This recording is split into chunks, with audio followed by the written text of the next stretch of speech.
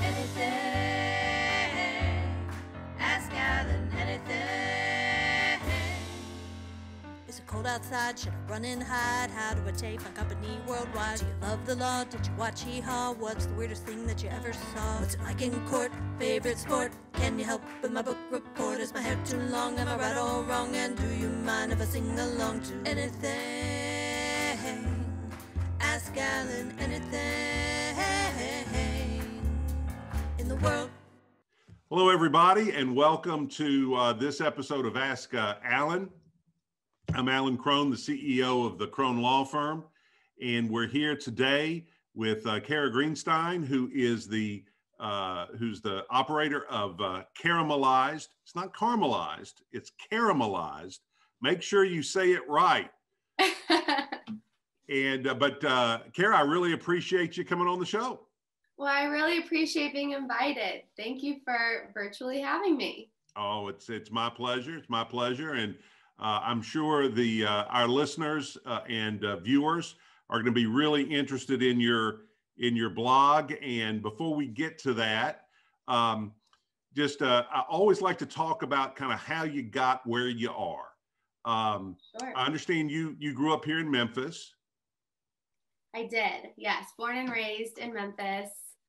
Loved every minute of it. And I went to St. Mary's 1st through 12th grade and was am very grateful for that education and community built there.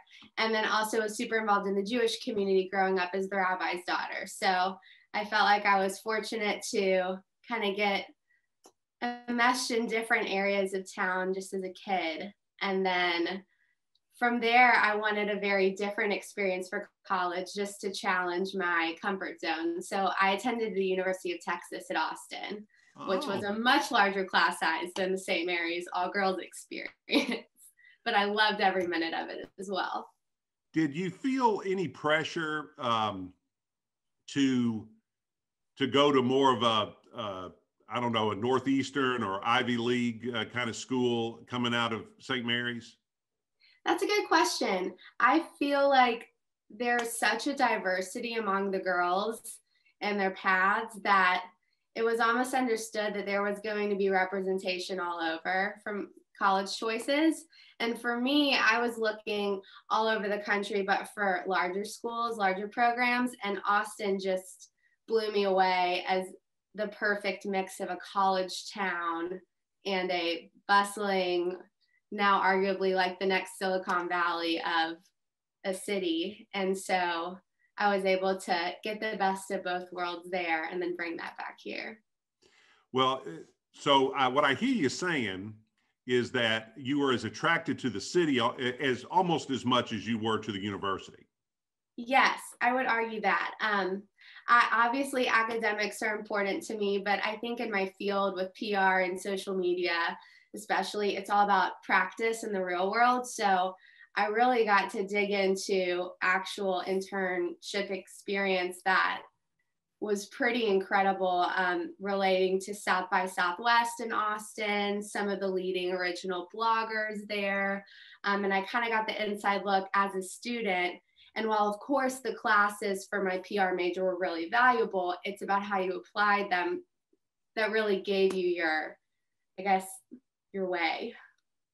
How does a high school student have an ambition for social media, PR, and marketing in this time frame? That's a good question, because social media was very new at that time. It was still very experimental. I knew that writing was my thing at St. Mary's and that I needed to apply it in some way. And also connecting with people. I love the relationship building. So I knew I wanted to be in front of people. But I will admit that it was my mother who called me one day when I was a senior and said, "Have you ever heard of PR?" And I looked it up and I said, "I think I'm going to do that." So it wasn't like I had this epiphany. I'm very fortunate to have mentors as parents who could guide me in that way very directly. But my eyes were open to a world of what that is, storytelling and relationship building and social media I guess through my college years became more and more of an integral part of that area. And now it's arguably my full-time function. So it's really interesting to think about. It's amazing, you know, just in the few short years since I graduated from college, of course, high school, which hadn't been that long ago. But it's amazing how more opportunities there are just kind of in society in general for content producers, whether it's blogs, writing, performing, you know, all of those kinds of things. What do you think that's going in the future? Is that going to continue? I think so. I think that I'm no expert, but what I've observed over the years with Facebook and Instagram and these platforms is whereas they were founded to be sources of connection among friends and personal networks, the professionalism that's been added to it, plus the news, plus our environment, has made each of us arguably our own content creators. If we want to take it seriously, we can be that and build an audience.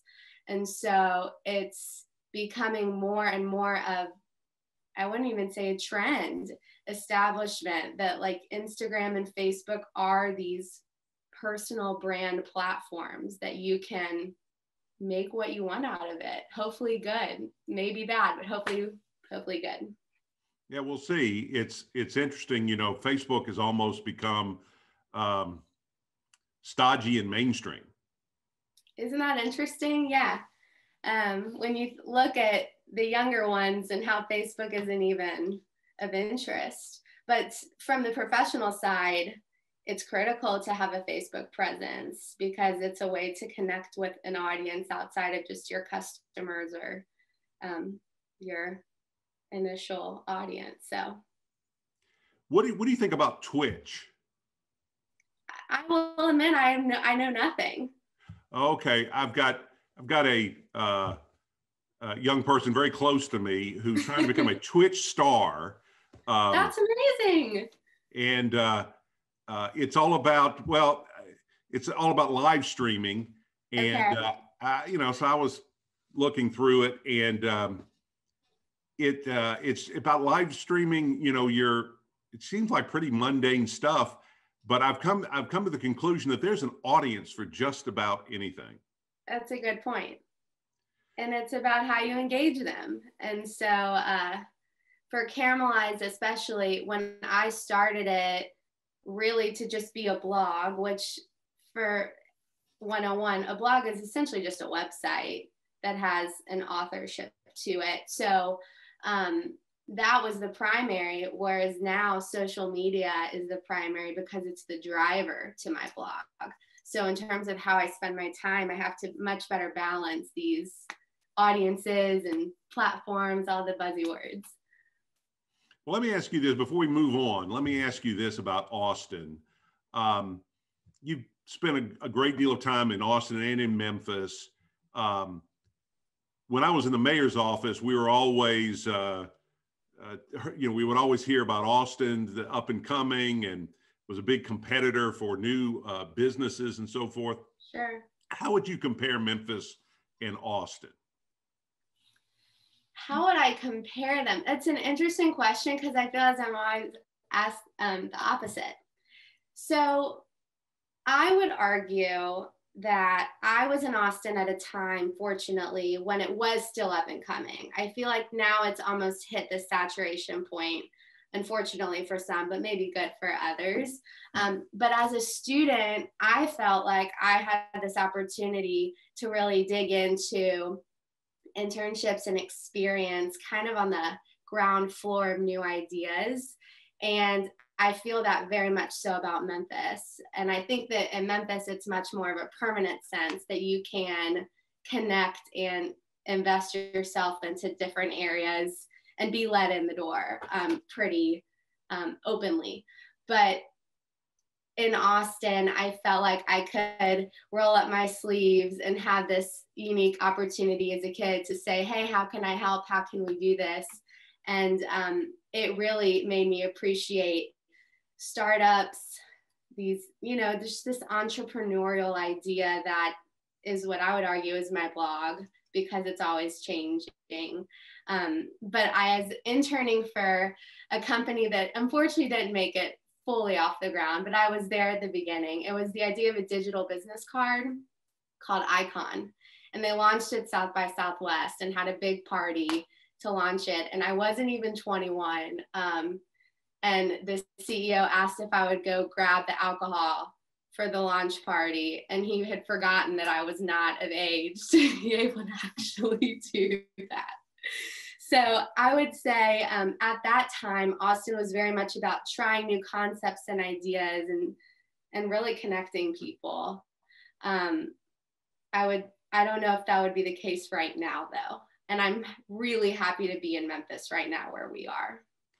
If you could take a feature of Memphis and transplant it into Austin to improve Austin, what would that feature be? It's a great question. A feature as in like an attribute or an actual? Yeah, either one, an attribute or a thing or even a person. See, I would say my biggest contrast, maybe this is my roundabout way of answering. I've realized that Memphis has roots and history, and Austin doesn't have that in the same form or fashion. So whereas Memphis is all about uplifting history and culture and roots, and I guess adding to that history and feeling like the next chapter of something much deeper, Austin was just this and is just this like new let's try this, tap into that, and didn't have the oomph, I'd argue, that Memphis had. So I would say the culture and the history, it's what makes Memphis most compelling to me, and Austin needs more of that. That's a very interesting answer. I like that answer because I think you're right about Memphis. Memphis has a great history. There are good parts of Memphis history, and obviously there's some dark parts of Memphis history. But I think unlike a lot of places, we tend to mix both into the stew, and it has a richer taste that way. And I think there are lots of places that don't hit their history head on and deal with it. Right. I'll ask you the reverse. What about Austin? Do you think you could transplant to Memphis that would make Memphis better?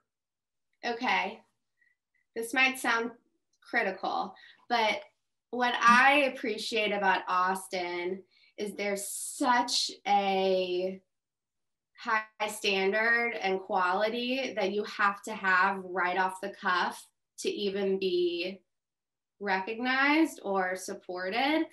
And I would argue that adds much value to certain industries, food, retail, really community as a whole. And with Memphis, while we're very approachable and forgiving, and I love that about us, sometimes I wish we came out of the bag with our concepts a bit more baked and tied up, because in other places that wouldn't fly. And I would think that, when you want to show a high quality product or concept, you've got to give it 100% on day one. So critical, but my thought. All right. No, that's fine. That's great. That's interesting. I'll have to think about that. But so you graduate from the University of Texas. Yeah. My son, who went to Arkansas, would be very saddened. My husband went to Arkansas, so I'm used to that. He would be very saddened about your trip to UT, but it is a great school. And did you come back to Memphis immediately, or did you sojourn in the wilderness before you came back?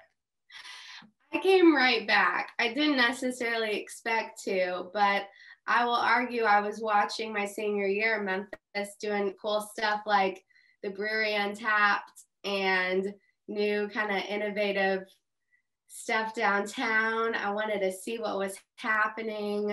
I actually read an op-ed that my now boss, Doug Carpenter, had written about the Tennessee Brewery.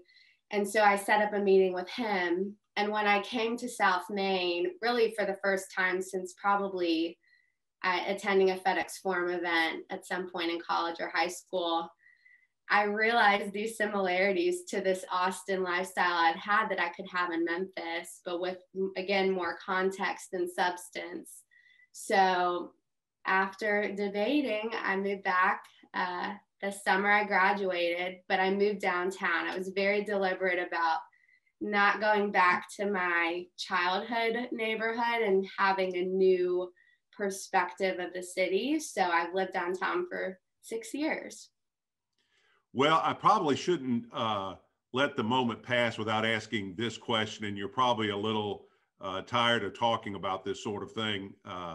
But how, I mean, your dad obviously is a very prominent, well thought of member of the community, and that can be a blessing, but it can also be a detriment to be the child of that. How has that affected your ability to make your own way in Memphis? That's a great question. I'm very appreciative of what my dad does, and I am honored to be associated with it.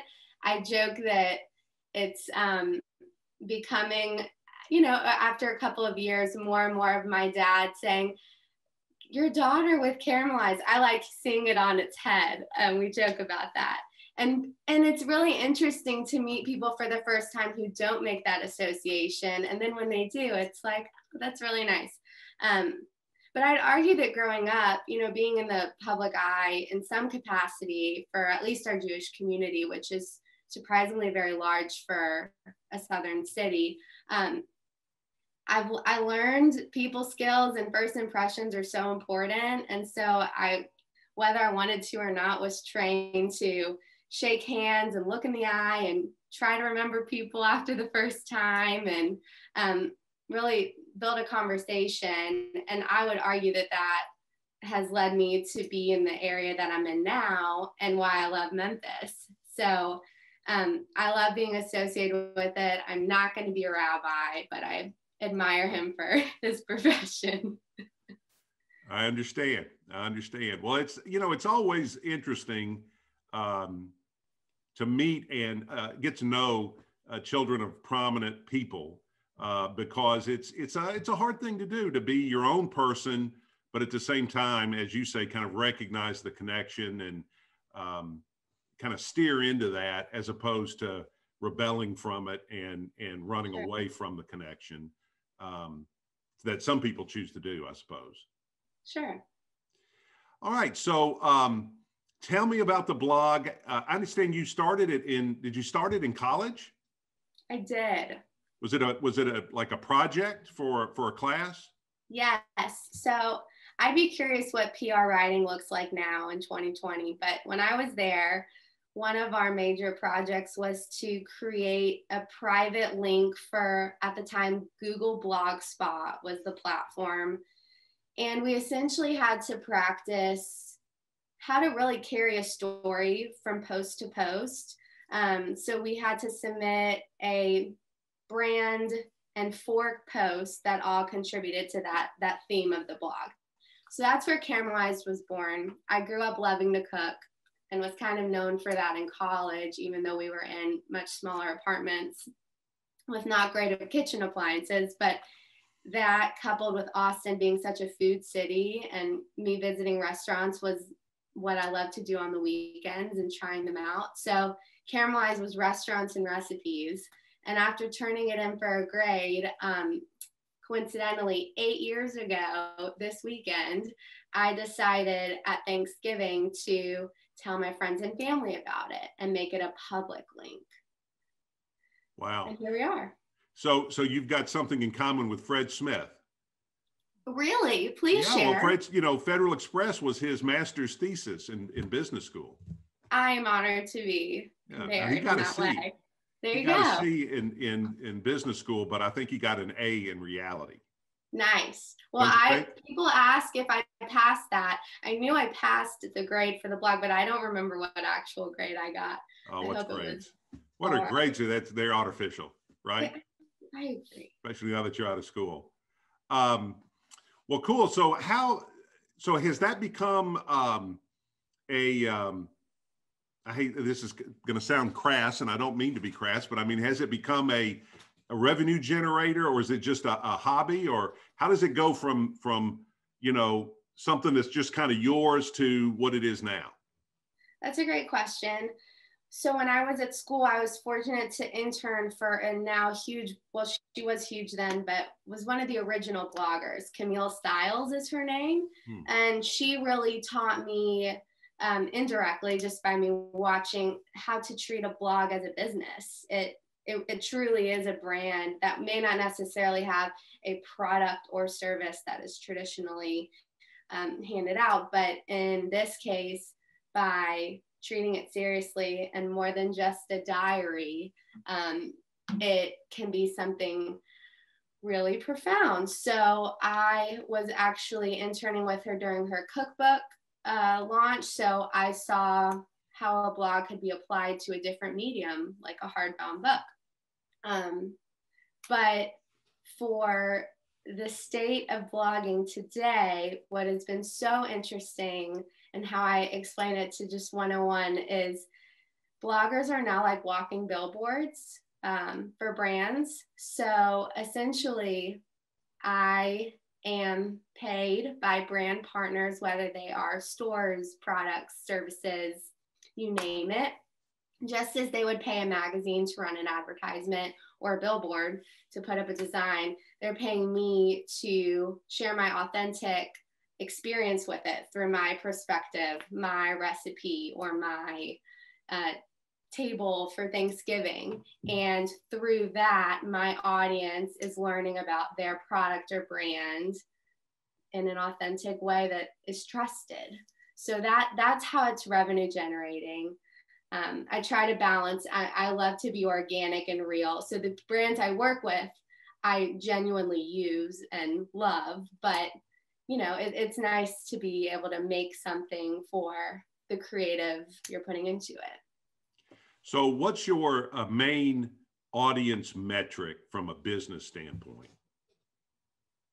That's a good question. Like what sponsors are looking for? Yeah, I mean, if somebody's out there and they like blogging and they'd love to try to turn it into something, what's the metric that is key, at least for you, to monetize a blog? So the key is to have engagement. I think that, everyone wants it to be a numbers game. The more followers you have, the cooler you are, or more successful you are. But loyalty among a smaller audience goes way further, for me personally, but also for the brand partners I work with. So I have 14,000 followers right now on Instagram. And while I'd love to have 100,000, the research actually shows that my audience is more likely to purchase something I talk about than a much larger base with less engagement. How long is it taking you to build? Is it taking you 8 years to build to 14,000? I guess, though Instagram really wasn't a thing until maybe like 6 years ago. So yeah, let's say the past 6 years I've been building that. And they're great. It's like I know that they're my friends. It's crazy. I've never met them in person. And I do have to remember that over half of them don't live in Memphis. Though I love to be a Memphis ambassador, I have to remember to balance my content so it's interesting to everyone. Wow, that's, you talk about a profession or an occupation that didn't exist 30 years ago, 10 years ago. It really probably didn't exist. It's pretty crazy. Yeah. It's fun. It's one big experiment is what I tell people. So you also work with Doug Carpenter. I do. Now, Carpenter's great. Everybody loves Doug. He's been involved in all kinds of really high profile things, and also, run-of-the-mill projects. What are you doing with Carpenter and Associates? So I'm overseeing the PR and social media strategy for our clients. And it's very intuitively integral to what I do for my blog. And he, fortunately for me, is very supportive of Caramelized. So it's so interesting always and exciting to work with him on projects that are bettering our community. So to me, selfishly, like I get a lot out of that, and seeing the good we can do for our civic assets and neighborhoods and all the things. So it makes me love Memphis more, just to put it that way. Well, dish a little bit. What are some of the signature projects you've worked on? I would say, looking back, the opening of Big River Crossing was an amazing day. Were you there? I was not there. It's a long story. Well, you would have been there. The mayor went, and I had to do other things. So that makes sense. No, it was a beautiful day, and to see and be behind the scenes of building this idea that was wild, and make it the most iconic tourism attraction. And the morning of, logistically setting up a press conference to take place at Church on the River, and then for one to be going on simultaneously in West Memphis, and then to coordinate for the dignitaries to meet in the middle of the bridge. It worked. It was so exciting. And then I, remember that day, River Arts Fest was going on at the same time.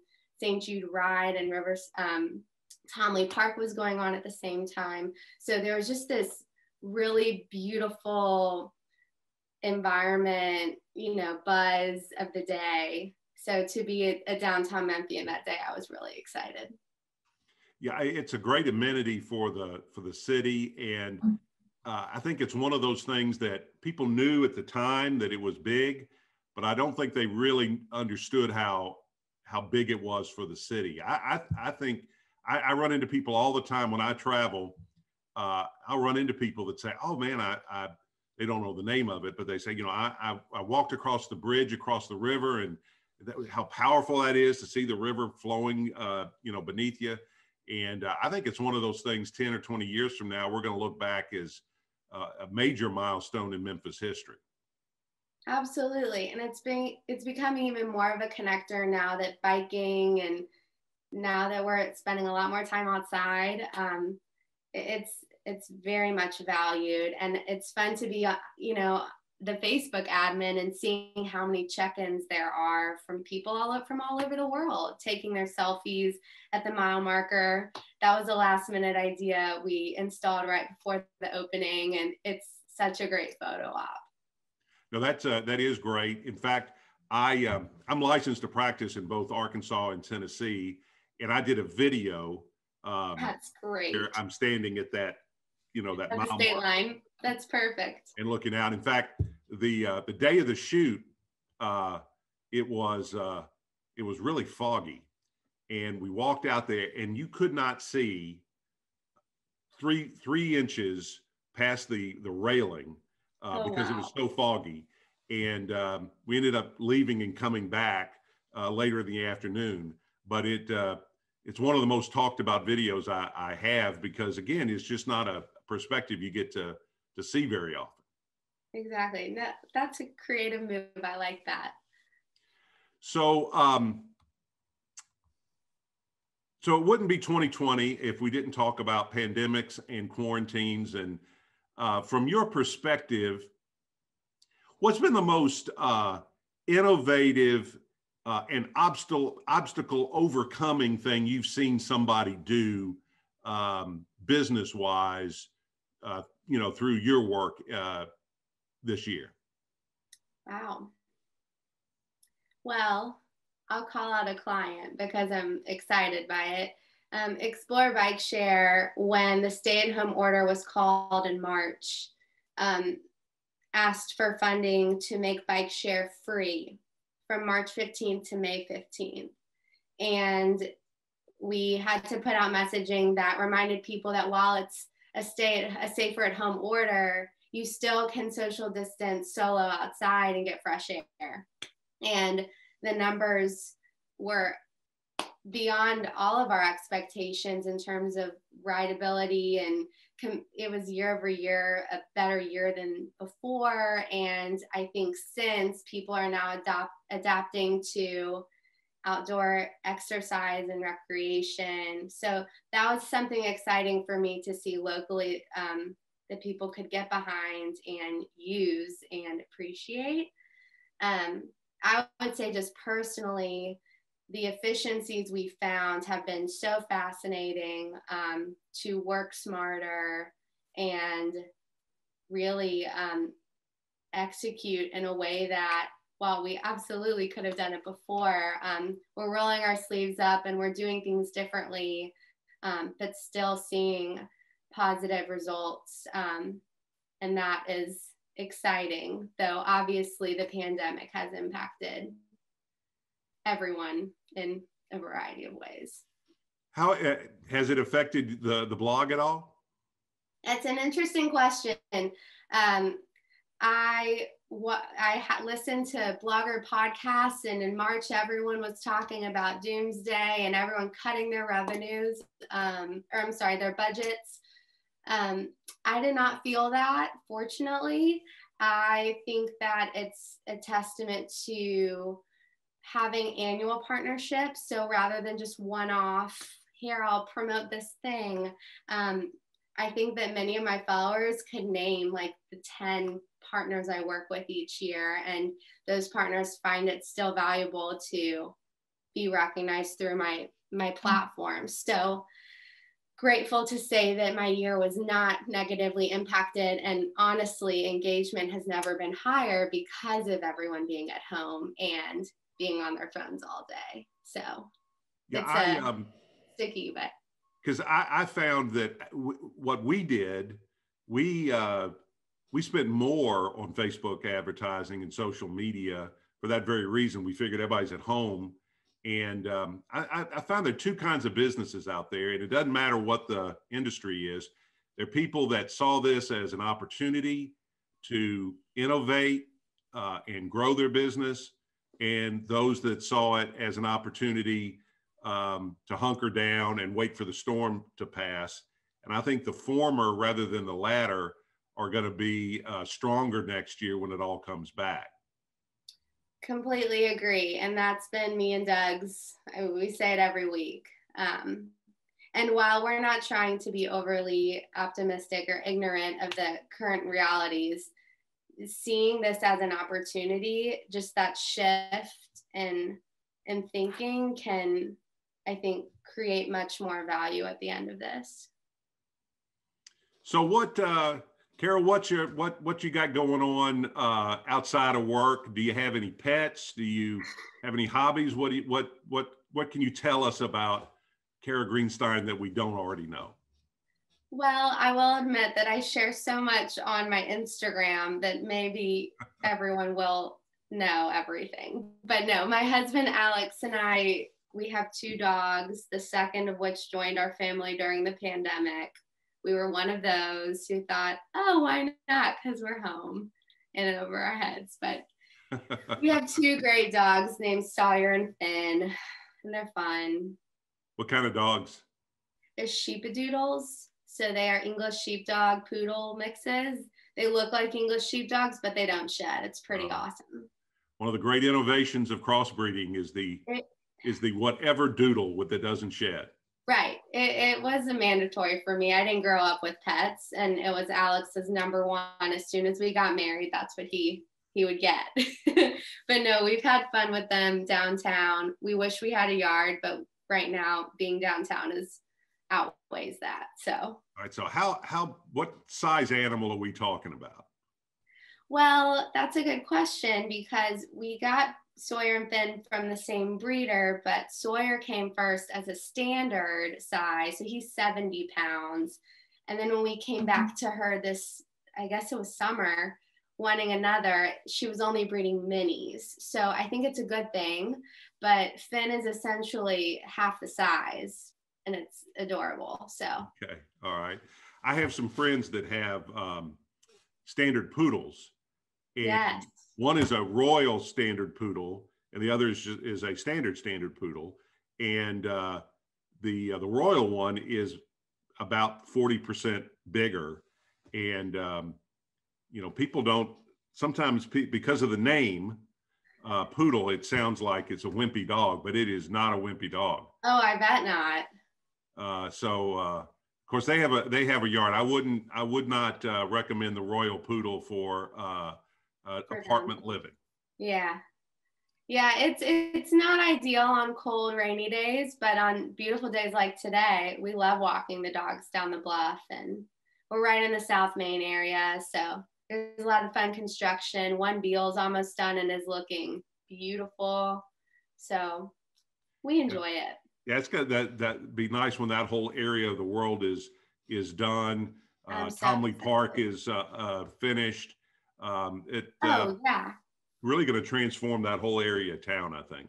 We're really excited. I mean, we live very close to my office, which is on Hewling, and it's going to become one of the main entrances to the new Tomley Park. And that is like, Doug feels like he won the jackpot. So it's exciting. Well, very good. Well, what's next for you? That's a good question. I am taking it. I don't want to say like I'm not goal setting, but as proven through the ever evolving experiment of a blog, I don't want to necessarily prescribe what is next because I don't know the next platform. But for now, I'm really spending my time focusing on cultivating the brand of Caramelized as a whole, and growing awareness of it. So when a moment comes, maybe it's a book, maybe it's an in-person experience, it will make sense. All right. Well, that's fair enough. What kind of advice is, well, we'll end on this note. What kind of advice would you give a young girl getting out of high school, going off to college, whether it's UT or someplace else, who thinks maybe, I kind of like writing, I might be interested in a blog? What kind of advice would you give her on how to make her way in your career in 2020? That is a good question to end on. I'd say twofold my advice. So I think I tell people that if I didn't have the blog project for a class first, I probably would have spent too much time debating on whether I should publish a blog and start. So my advice is to just start. Obviously have an idea in mind and a theme, but when it comes to creating a brand, you have to get it started. Not every brand's going to be picture perfect, ready for the press on day one, and that's okay. So think in startup mode and just get started. And honestly, it's like a portfolio at the same time when you can show your skills. But then generally speaking, my advice is to be proactive. It goes so far, and while it should be the standard, it's not. And I think if you're proactive in seeking out internships, like, in Austin, working for a startup and a blog was so eye-opening and taught me way more than a textbook would, or just following people on social media. So proactively reaching out and showing real interest will do you well. All right. Well, I think we're just about out of time. Cara, I really appreciate talking with you and meeting you. And maybe when the pandemic is lifted and so forth, we can get together and have a cup of coffee and continue this conversation. Maybe you'll come back on the podcast again, but I really appreciate you taking the time to chat with us. Well, thank you again for having me. This has been a joy. And I look forward to that coffee. We have a lot of places around here to try. Absolutely. Well, that's all for this episode of Ask Alan. I'm Alan Crone. If you've enjoyed this podcast, and who you kidding? This has been a great podcast. Of course you enjoyed it. Please share it on social media, email it to your friends. Like us on Facebook and all those social media platforms. Go visit Caramelized and check that out and like it and share it all over the place. And we'll see everybody around town.